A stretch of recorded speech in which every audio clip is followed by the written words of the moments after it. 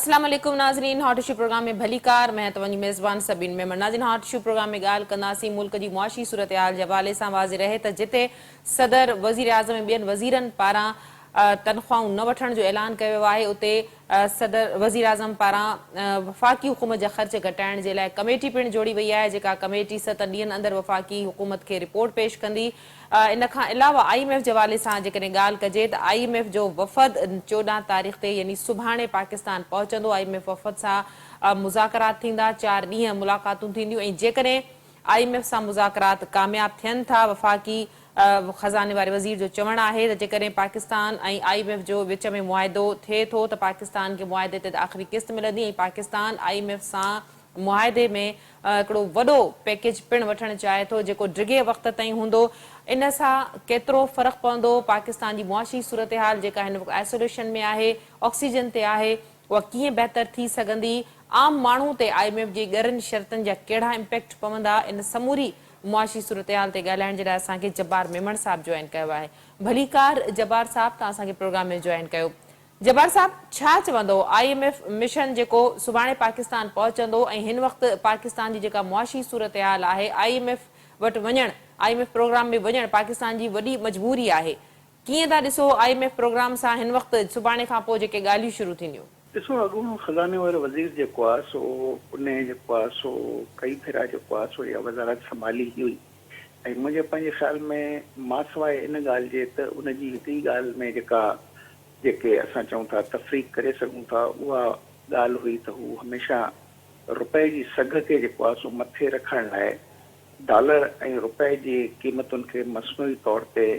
जेको आहे सो ॾिसंदो हो। उन जे पोयां हुनजो मंतक इहो हूंदो हो त असां महांगाई खे कंट्रोल कयूं पिया था ऐं मुंहिंजे पंहिंजे ख़्याल में कि इन में का बुराई त कोन ई, पर हिकिड़ो चइजे त मैक्रो इकोनॉमिक स्टेबलाइज़ेशन जे लाइ जॾहिं त जेको आहे सो नाणे जी घुर्जुनि मुताबिक़ जेको आहे सो असां वटि मतलूबा तौर ते स्टॉक न हुजे ॿाहिरें नाणे जो, त पोइ शायदि इन सघ खे क़ाइमु रखण लाइ वक़्ती तौर ते त फ़ाइदो थिए पियो, ख़ासि करके हुकूमत ऐं आम माण्हुनि जे विच में जेको को वॾो इख़्तिलाफ़ हींअर पैदा थी चुको आहे महांगाई जे करे, उनखे कंट्रोल करण जा इहे तरीक़ेकार आहे जेके साहकार इस्तेमालु कंदो हो। हाणे असां ॿी तव्हांजे ॻाल्हि जे पासे आहियूं त हिन जेको आहे सो हिन जे यानी क़ाबिलियत में ऐं हुन क़ाबिलियत खे असां इन करे हिन वक़्तु फौरी तौर ते कंहिं बि हवाले सां जेको आहे सो नथा ॾिसी सघूं, छाकाणि त हीउ हिकिड़ो बैंकर आहे। इहा हक़ीक़त आहे त हिकिड़ी प्राइवेट बैंक में हुन पंहिंजो जेको कस्टमर पोर्टफोलियो हो उनखे 36 मिलियन ताईं पहुचायो, जेको 12 मिलियन हो जॾहिं 2018 में हिनखे इन बैंक जूं बागूं मिलियूं। त उहो हिकिड़ो कमु बिल्कुलु मुख़्तलिफ़ आहे ऐं मुंहिंजे पंहिंजे ख़्याल में हिन जेको आहे बैंकर खे पंहिंजी हिकिड़ी CV ठाहिण जो हिकिड़ो सुठो मौक़ो मिलियो आहे, जीअं शौकत अज़ीज़ खे मिलियो या जीअं ॿाहिरियां माण्हू जेके ईंदा आहिनि ऐं हुकूमती पंहिंजो पोज़ीशन ते ईंदा आहिनि त उन्हनि खे पंहिंजी हिकिड़ी CV ऐं पंहिंजी पोज़ीशन्स खे हिकिड़ो दुनिया में ॾेखारण लाइ ऐं उन जे नतीजे में उन्हनि खे फॉरेन कंट्रीज़ में ऐं ॿियनि मल्टीलेटरल कफ़ील जाती इदारनि में पोज़ीशन मिलंदी आहे।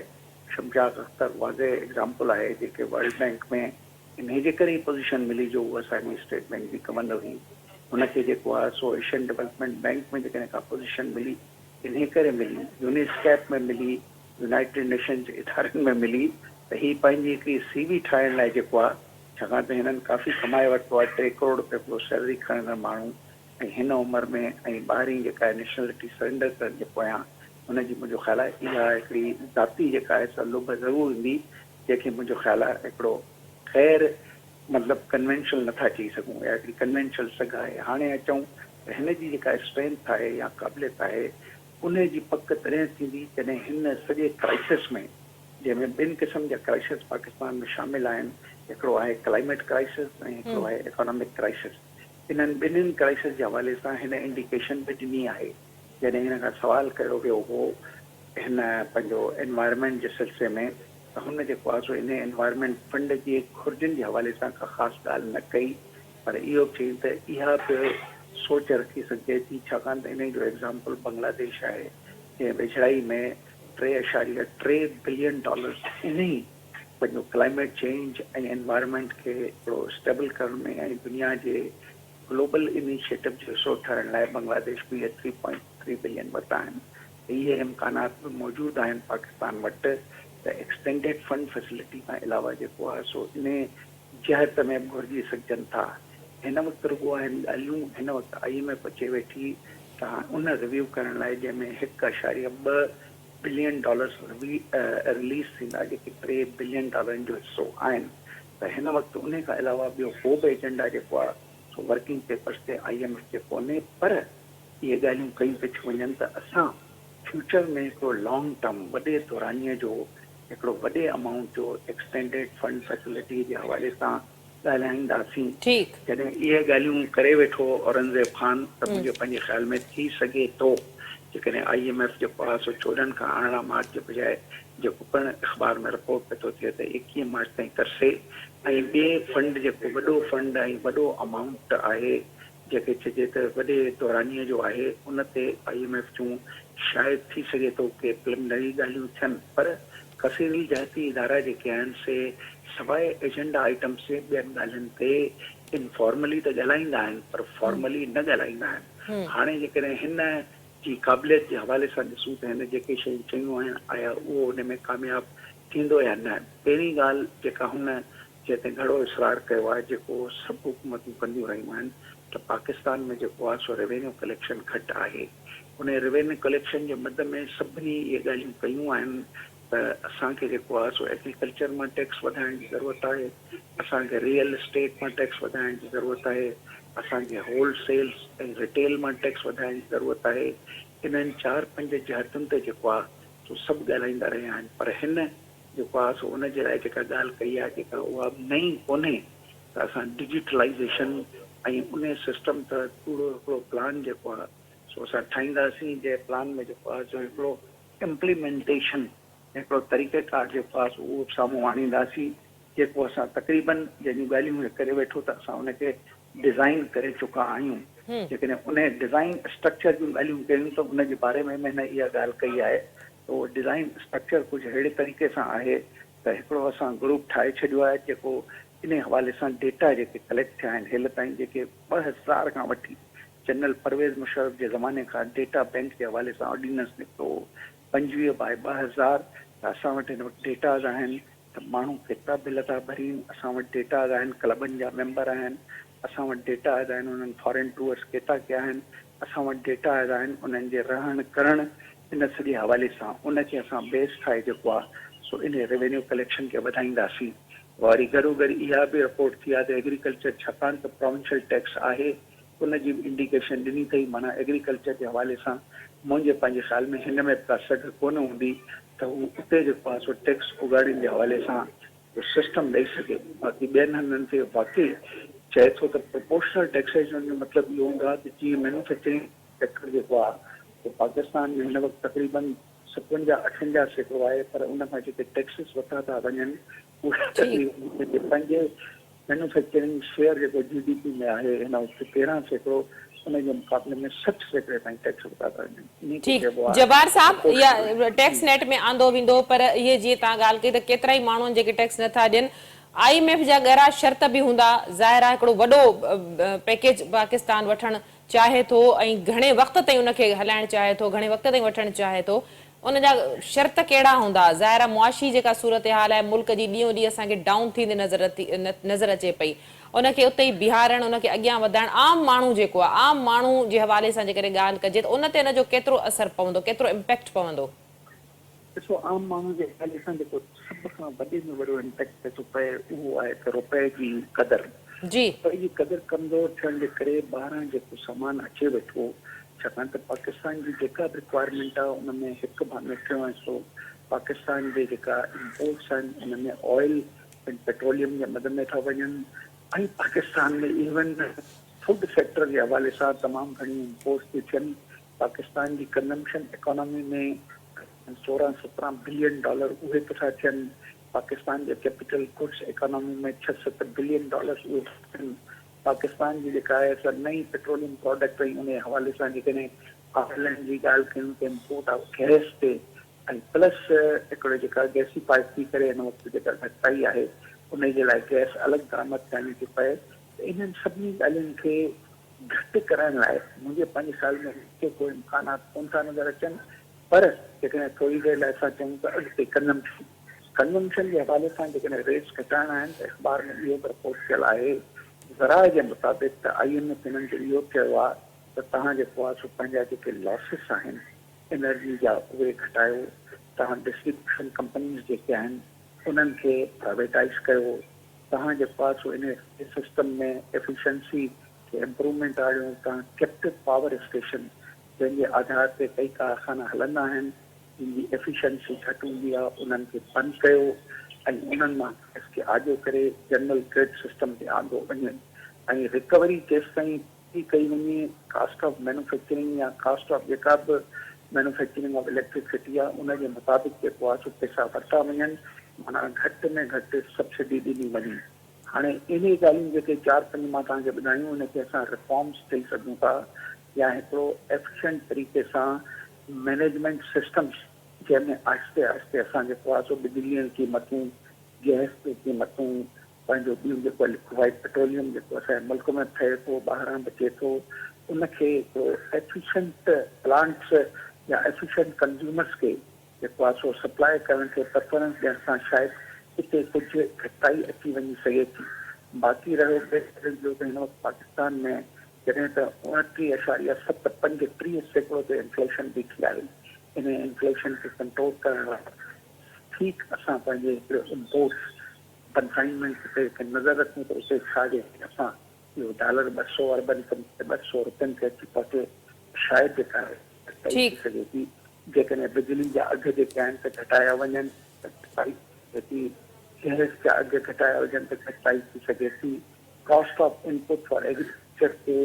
फर्टिलाइज़र खां वठी हर उहा कास्ट जेका एग्रीकल्चर बर्दाश्त करे थो उनखे जेकॾहिं घटाए वञे, ट्रांसपोर्ट ऐं लॉजिस्टिक्स माना पेट्रोलियम प्रोडक्ट साइड जेकॾहिं उनजी क़ीमतुनि में का कमी आणी वञे त शायदि महांगाई जा असरात आहिस्ते आहिस्ते घटि थी सघनि था। पर सभ खां वॾो जेको महांगाई जो चिन्ह आहे उहो आहे हिन मुल्क में नॉन डेवलपमेंट, का ग्रोथ कोन्हे, छाकाणि त 22-25-27% जे वरितल व्याज मुताबिक़ माना उहो बि माण्हू 100% प्रॉफिट ते जेसिताईं कमु न कंदो तेसिताईं इहा वापसी या क़ाबिले अदायगी जेका इंट्रस्ट रेट आहे इन खे हू सर्विस न करे सघंदो। त तमामु घणा मसइला आहिनि। पाकिस्तान हिकिड़े तमामु वॾनि क्राइसिस मां गुज़री रहियो आहे। रिसेंटली तव्हां ॾिसो ग्वादर खां वठी हिन वटि जेके बि क्लाइमेट चेंजिस आहिनि उनजो असरु रुगो पाकिस्तान ते न वेठो थिए, उनजो असरु इंडोनेशिया हर मुल्क में किथे न किथे जेको आहे सो इहे थियनि वेठियूं। इवन यूरोप ऐं ॿियनि हंधनि ते एॾियूं त चेंजिस आयूं आहिनि जो उन्हनि महीननि में बर्फ़बारी जिते न थींदी हुई त इनखे पाकिस्तान खे क्लाइमेट चेंजिस खे पंहिंजे सघ सां जेको आहे त मुक़ाबिलो करणो पवंदो। जेकॾहिं इंटरनेशनल ऑब्लिगेशन्स मुताबिक़ जे ग़रीब मुल्कनि खे ख़र्च मिलंदा त पाकिस्तान उहो ई बि पाण खे जेको आहे सभिनी खां वधीक ग़रीब साबित करण जी हमेशह कोशिशि कई आहे। इकोनॉमिक मैनेजमेंट, पॉलिटिकल स्टेबिलिटी, उन सां गॾोगॾु rule of law, rule of justice, तमामु हिन सोसाइटी में एॾा त मसाइल आहिनि जो पाकिस्तान इंटरनेशनल स्टैंडर्ड्स ऐं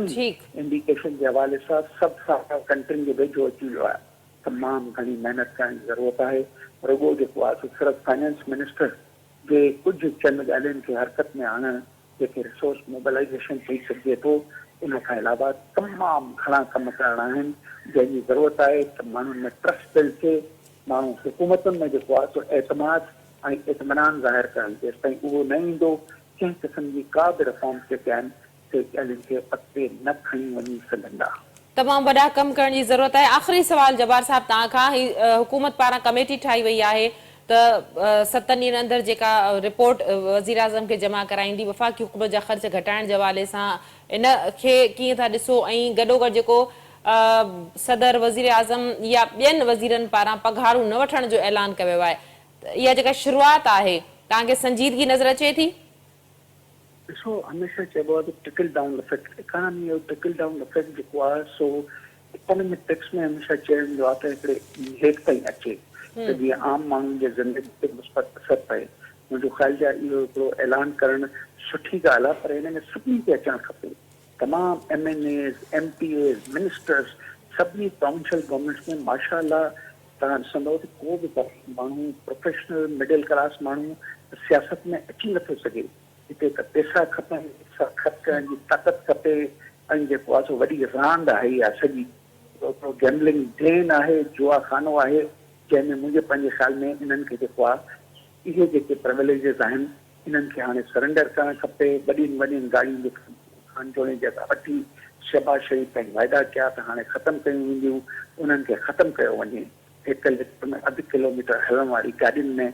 वेहण वारा वॾा वज़ीर खां वठी ऐं वज़ीर जेके आहिनि पंहिंजे ख़्याल में को इंसाफ़ कोन्हे, जॾहिं त माण्हुनि ते ॾींहुं राति जेको आहे सो टमाटर बसरनि ऐं जेको आहे सो हिकिड़ी उहे जेके आहिनि से स्टेपल उन्हनि जे खुराक जी जेके रिक्वायरमेंट आहिनि उन्हनि खे बि करण जी सघ नथो रखे। अनएम्प्लॉयमेंट तमामु घणी वधी चुकी आहे। सभ खां पहिरीं क़ुर्बानी जेका आहे सो उहे ॾियनि जिन वटि घणो कुझु आहे, त घटि में घटि जिन कुझु बि कोन्हे उन्हनि जे मुफ़ादात में सोशो इकोनॉमिक एक्सपेंडिचर वधायो वञे ऐं हिन इलीट जो प्रिविलेजिस खे ख़तमु कयो वञे। ठीक, वॾी महिरबानी जब्बार साहब, तव्हां पंहिंजो मौक़िफ़ ॾियण लाइ असांखे प्रोग्राम में जॉइन कयो। नाज़रीन,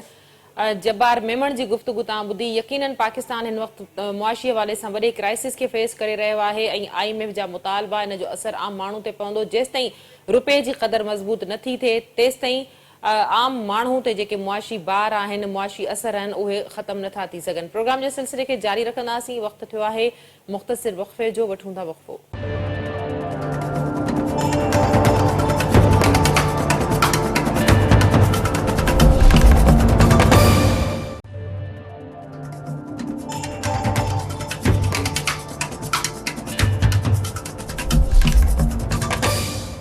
वेलकम बैक नाज़रीन, प्रोग्राम के सिलसिले के अॻिते वधाईंदासीं। प्रोग्राम के ॿिए हिसे में ॻाल्हि कंदासीं इरसा के हवाले से अहम डेवलपमेंट। कालाबाग डैम के हामी ऐं अॻूणे वापडा चेयरमैन ज़फ़र महमूद के इरसा चेयरमैन मुक़रर कयो वियो आहे। वाज़ रहे त इन ते सिंध सरकार भरपूर एहतजाज कयो आहे। अॻूणे सूबाई वज़ीर जाम खान शोरे जो चवणु आहे त इरसा चेयरमैन की मुक़ररी पाणी इरसा एक्ट की भञकड़ी आहे। इरसा चेयरमैन सूबे जो मेंबर या वफ़ाक़ जो नुमाइंदो हूंदो आहे ऐं इन फ़ैसिले जी मज़म्मत कई वञे थी। इन ही अहम मौज़ू ते ॻाल्हाइण जे लाइ जिन मेहमाननि मूंखे जॉइन कयो आहे उन्हनि जो तारुफ़ कराईंदी हलां। सीनियर सहाफ़ी खलीक कियानी साहब मुझसे गॾु आहिनि। कियानी साहब, वेलकम कहती हूँ, आपने प्रोग्राम में ज्वाइन किया। जॾहिं त वाटर एक्सपर्ट कुर्बान बलोच साहब मुझसे गॾु आहिनि। कुर्बान साहब, तव्हांखे भली कार, तव्हां प्रोग्राम में ज्वाइन कयो। खलीक साहब, बताइएगा ये जो फैसला किया गया है जिसको सिंध हुकूमत ने भी जिसकी भरपूर मजम्मत की है, कालाबाग डैम के हामी और साबिक वापडा चेयरमैन जफर महमूद की बतौर इरसा चेयरमैन मुकर्ररी, क्या कहिएगा? देखिए जी, बजाय तो वाकई ये एक बड़ी वारदात है जी, क्योंकि इसके ऊपर प्रोसेस को आज से कुछ 3-4 महीने पहले चला था जी, और उस वक्त उनकी कोशिश थी वाटर रिसोर्सेज मिनिस्ट्री की कि जी उस वक्त के जो प्रेसिडेंट थे उनके थ्रू इसको एक ऑर्डिनेंस के थ्रू जो इरसा एक्ट को अमेंड करके एक नए इरसा चेयरमैन की पोस्ट क्रिएट की जाए जिसको प्राइम मिनिस्टर डायरेक्ट अपॉइंट करे। और वो जो रूटीन का जो इरसा का जो रिक्रूटमेंट का प्रोसेस है, यानी जो सूबे से नॉमिनेशन या वो फिर वो उसमें जो अपना रोटेशन में सूबों की नुमाइंदगी होती है एज चेयरमैन, उस सिस्टम को खत्म किया। तो अब तब तो ये सूरत थी कि उस वक्त के जो प्रेसिडेंट थे आरिफ अलवी साहब, उन्होंने इसको रिजेक्ट कर दिया था। शायद इन्होंने कोई कॉन्स्टिट्यूशन की किसी स्पेशल जो रिक्वायरमेंट है उसमें से मदद दी है और ये वारदात डाली है। मैं तो इसको वारदात समझता हूँ क्योंकि जो इरसा एक्ट जो है वो यूनानी मस्ती चारों सूबों और वफाकी हुकूमत ने तैयार किया था और उसके ऊपर जो अगर कोई अमेंडमेंट होनी है तो या तो कम अज कम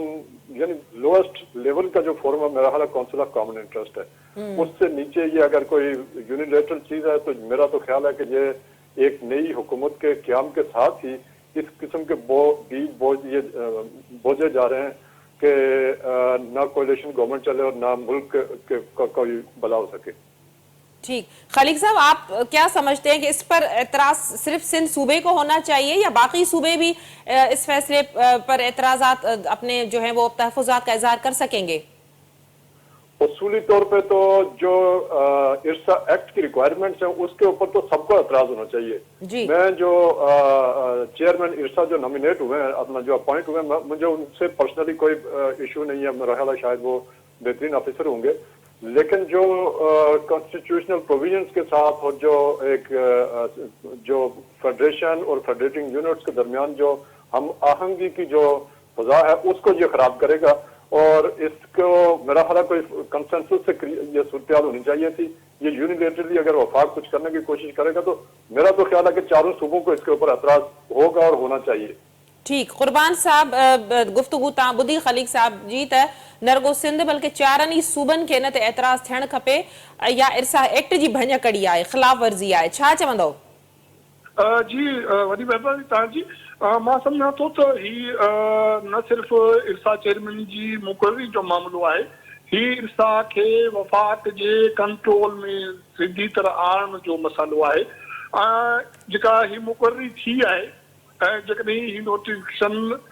दुरुस्त आहे, छो त हींअर ताईं एस्टेब्लिशमेंट खां बि ही नोटिफिकेशन जारी कोन थियो ऐं इरसा वटि बि इन जी कापी अवेलेबल न आहे या उन्हनि जे इल्म में न आहे, त इन जो मतिलबु आहे कि निगरान हुकूमत में जेका कोशिश कई पई वई इरसा एक्ट में तरमीम जी, जंहिंमें तक़रीबन 13 खां वधीक जेके इरसा एक्ट जूं शिकूं हुयूं एक्ट जूं उनमें तरमीम तजवीज़ कई वई, त पोइ समूरियूं शिकूं उनजी तरमीम थी वई ऐं उन जे रोशनी में ई वफ़ाक़ी हुकूमत खे या वज़ीर आज़म खे इहो अख़्तियार मिलियो त हू इरसा में जेको चेयरमैन मुक़ररु करे कंहिं बि रिटायर्ड कामोरे खे 22 ग्रेड जे खे मुक़ररु करे या 21 ग्रेड जे चेयरमैन उनखे नुमाइंदे खे वफ़ाक़ खे उन इरसा जो चेयरमैन मुक़ररु करे। ॿी सूरत में जेकॾहिं तरमीम नाहे थी त पोइ इहा इरसा एक्ट जेको आहे उनमें जेका इरसा में 5 मेंबर आहिनि रोटेशन ते उन्हनि मां ई हिकु साल लाइ चेयरमैन थी सघे थो। 2 सूरतूं थी सघनि थियूं। हिकु सूरत इहा आहे त निगरान हुकूमत जे दौर में इरसा एक्ट में तरमीम कई वई। हिकु दफ़ो इन हवाले सां जेका निगरान हुकूमत जे निगरान वज़ीर आज़म समरी सदर खे उन वक़्त जे सदर खे मोकिली डॉक्टर आरिफ अलवी खे, जंहिं समरी जारी करण खां इनकार कयो हो। पोइ उन जे हवाले सां हिकिड़ी ॿी राय इहा आहे त जॾहिं सदर ऑर्डिनेंस जारी करण खां इनकार कयो त पोइ निगरान हुकूमत पंहिंजे ई दौर में आइन जे आर्टिकल 48 जो सहारो वरितो, जंहिं मुताबिक़ जेकॾहिं काबीना तरफ़ां या कंहिं वज़ीर आज़म तरफ़ां का समरी सदर खे मंज़ूरी लाइ मोकिली वञे थी ऐं सदर 15 ॾींहंनि में उनखे नज़रसानी लाइ वापसि करे कंदो आहे त पोइ वज़ीर आज़म खे इहो अख़्तियार आहे त हू 10 ॾींहंनि अंदरि उन जी कानून साज़ी जारी करे। ॿुध सुध इहो अचे थो त निगरान हुकूमत दौर में हिन इरसा एक्ट में तरमीम जो ऑफिशियल गज़ेट जारी कयो वियो ऐं जेकॾहिं हीउ जेको नोटिफिकेशन आहे इरसा चेयरमैन जी मुक़ररी जो जेकॾहिं इहो दुरुस्त आहे ऑथेंटिक आहे त पोइ इन जो मतिलबु आहे इरसा एक्ट में तरमीमूं कयूं वयूं ऐं इरसा खे डायरेक्टली वफ़ाक जे अंदर में आंदो वियो ऐं इरसा जी जेका ख़ुदमुख्तियारी ऐं आज़ाद हैसियत हुई उहा हाणे ख़त्म थी वई आहे। ठीक, खलीक साहब, कुर्बान साहब ने जैसे बताया कि वफाक के अंडर लाने की कोशिश की गई है। इरसा एक्ट में अगर तरमीम हुई है जो कि अगर केयर टेकर गवर्नमेंट में हुई है तो क्या उन चीजों को अब रिवर्स नहीं किया जा सकता, क्योंकि सदर पीपल्स पार्टी से ताल्लुक रखते हैं और ज़ाहिर है सिंध के मफाद में ये चीजें नहीं हैं, तो अगर टकराव से बचना है वफाकी हुकूमत को या नून लीग को पीपल्स पार्टी के साथ, तो आप समझ रहे हैं कि ये चीजें फिर रिवर्स हो सकती हैं? बिल्कुल रिवर्स होती है अगर नीयत होगी, नीयत साफ होगी और अगर प्रेसिडेंट लीडरशिप रोल अपना प्ले करेंगे तो ये जो ऑर्डिनेंस होगा, जो भी किसी ऑर्डिनेंस का जो गजट उन्होंने किया होगा, तो इसकी मेरा तो ख्याल है कि कोई लिमिटेड टाइम होगा, वरना प्रेसिडेंट जरदारी को मेरा ख्याल थोड़ा सा अपना लीडरशिप रोल प्ले करते हुए एक ऐसी चीज जो सूबों जो वफाक की इकाइयों को एक दूसरे के साथ या वफाक की किसी एक वजारत के नीचे लाने की कोशिश करे। ये कुर्बान साहब तो कह रहे हैं कि ये वफाक के अंदर आएगा, ये वफाक के अंदर नहीं आएगा। ये एक वजारत आबी वसाइल जो है उसके 1-2 अफसरों के मातहत लाने की कोशिश की गई है और मेरा ख्याल है प्राइम मिनिस्टर ने खुद इस पे अपना जो माइंड है वो अप्लाई नहीं किया। अगर वो अपना माइंड भी अप्लाई करते तो उनको याद होना चाहिए था कि ये जो 91 का अकार्ड था, ये उनके भाई की क़यादत में ये सारी इसके ऊपर कंसेंसस हुआ था और उस इत्तेफाक राय को अगर वो यूनिलेटरली खत्म कर रहे हैं किसी 1 या 2 अफसरों की ख्वाहिश के ऊपर, तो ये तो बड़ी खौफनाक बात है। मेरा ख्याल है कि जमहूरी इदारे जो है उनको अपना रोल प्ले करना होगा और इसको अपना जो उसका रूल के मुताबिक कि किसी एक अफसर के मातहत ना हो, बल्कि जो सूबों के जो कंसेंसस और जो उनकी मांगी है उसके उसमें बेहतरी की हमेशा गुंजाइश हो सकती है, लेकिन वो कंसेंसस के थ्रू हो सकती है। इस तरह यूनिलेटरली, यानी ये जैसे मार्शल आर्डर होता है वैसे तो नहीं होना चाहिए। जी खलील साहब, वफाक और सूबों के दरमियान हमेशा ये खलीज हम देखते रहते हैं, मुख्तलिफ जो इस तरह के मामलात होते हैं वो बड़ा फिर उनमें स्ट्रेस वाली सूरत हाल हो जाती है। आपको क्या लगता है इसके क्या नुकसानात होंगे? क्या ये चीज़ें अब जो है जमहूरी, अगर हम इक़्तिदार की बात करते हैं, जमहूरी इक़दाम की बात करते हैं, तो इन चीज़ों को अब ख़त्म करने की ज़रूरत है, तो इस पर गौर क्यों नहीं किया जाता? जी मैं तो यही बात कर रहा हूँ कि इनको गौर करना चाहिए, और जो एक हुकूमत का इक़्तिदार यानी जो टेन्योर है उसके शुरू होते ही अगर इस किस्म की बुनियादें डाल दी जा रही हैं, तो इसका मतलब यह है कि मुल्क को और जो मुल्की अदारे हैं और जो डेमोक्रेटिक इंस्टीट्यूशंस हैं, जो कॉन्स्टिट्यूशनल अदारे हैं, काउंसिल ऑफ कॉमन इंटरेस्ट है या नेशनल इकनॉमिक काउंसिल है, या इस तरह की चीजों के साथ अगर कोई मैनिपुलेट करने की कोशिश करेगा, तो मेरा ख्याल ये है जाती तौर पे कि ये वफाक के साथ कोई अच्छाई नहीं कर रहा। ये किसी को जाती मफाद तो जरूर हो सकता है, ये वफाक के इंटरेस्ट में भी नहीं है और सूबों के इंटरेस्ट में भी नहीं है। ठीक, कुर्बान साहब, इहो ई सवाल तव्हां खां, सूबनि खे छा करणु घुरिजे, ख़ासि करे सिंध सूबे खे? ज़ाहिर आहे सिंध में पीपल्स पार्टी जी हुकूमत आहे, सदर मुल्क जो पिण पीपल्स पार्टी जो आहे, सिंध खे कहिड़ो स्टैंड वठण जी ज़रूरत आहे? सूबनि खे सीसीआई सां राब्तो करणु घुरिजे। ही सीसीआई जो डोमेन हुयो निगरान हुकूमती दौर में भी, जॾहिं ही तजवीज़ूं तरमीम लाइ आयूं हुयूं, हिकिड़ी कानून जी साज़ी जी जेका कमेटी हुई उन में भी कुझु वज़ीरनि जी इहा राय हुई त ही सीसीआई जे अप्रूवल खां सवाइ नथियूं कैबिनेट ज़रिए नथियूं थी सघनि। हाणे बि सिंध हुकूमत खे, जेके ही वफ़ाक़ी हुकूमत खे सीसीआई सां राब्तो करणु घुरिजे, ऐं पाणी जे बाबति जेको मैदानी वसीला आहिनि, नाणे बाबति जेके बि फ़ैसिला या जेके कानून साज़ी आहे या उन जेके भी एक सूबन जो जो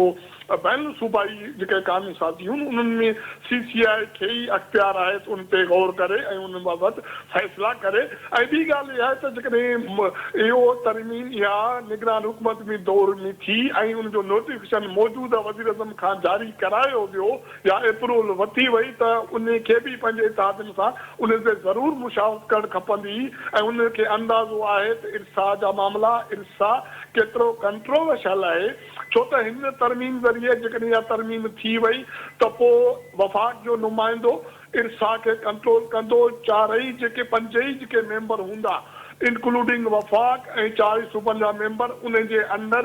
उनजे कमु कंदा, ऐं जेको इर्सा ही चेयरमैन हूंदो इहो हिकिड़ो आज़ाद माहिरनि जी कमेटी क़ाइमु कंदो। इर्सा जा समूरा फ़ैसिला उन जे कमेटी जे निगरानी में थींदा, उन जे मातहत थींदा। ऐं ॿियो कंहिं बि सूबे खे जेकॾहिं इर्सा जे फ़ैसिलनि ते इतराज़ हूंदो त हू पहिरियां चेयरमैन वटि उनखे दरख़्वास्त ॾियण ते मजबूर थींदा ऐं उन्हनि वटि सीसीआई वटि वञण जो डायरेक्टली अख़्तियार बि न हूंदो। इहे समूरा अख़्तियार खसे। मां पंहिंजे इन मौक़िफ़ ते क़ाइमु आहियां त हिन सॼे इदारे खे वफ़ाक़ जे या हिकिड़ी वज़ारत जे मातहत कयो वियो आहे। वॾी महिरबानी तव्हां ॿिन्ही मौज़िज़ महिमाननि जी, तव्हांजो कि प्रोग्राम में असांखे जॉइन कयो। नाज़रीन, इर्सा चेयरमैन जे हवाले सां जेको आहे गुफ़्तगू तव्हां महिमाननि जी ॿुधी, त इहा यकीनन इर्सा एक्ट जी भञकड़ी आहे। इनखे फेडरेशन ऐं सूबनि जे विच में हिकिड़ी वॾी रुकावट करार ॾेई सघिजे थो। जेकॾहिं पीपल्स पार्टी या ॿिया सूबा गॾिजी हिन ते एहतजाज न कंदा त इहो इर्सा वारो जेको मामिलो आहे उहो कंहिं हिकिड़े या ॿिनि ऑफिसरनि जे हथ ते अची वेंदो, जेका सरासर न रुगो सूबे सिंध सां बल्कि चइनी सूबनि सां इहा वॾी हिकिड़ी ज़्यादती हूंदी। अॼोके प्रोग्राम जो वक़्तु पिण ते पंहिंजी पुॼाणी ते पहुतो। ईंदड़ प्रोग्राम ते ॾींदा इजाज़त। अल्लाह वाहिद।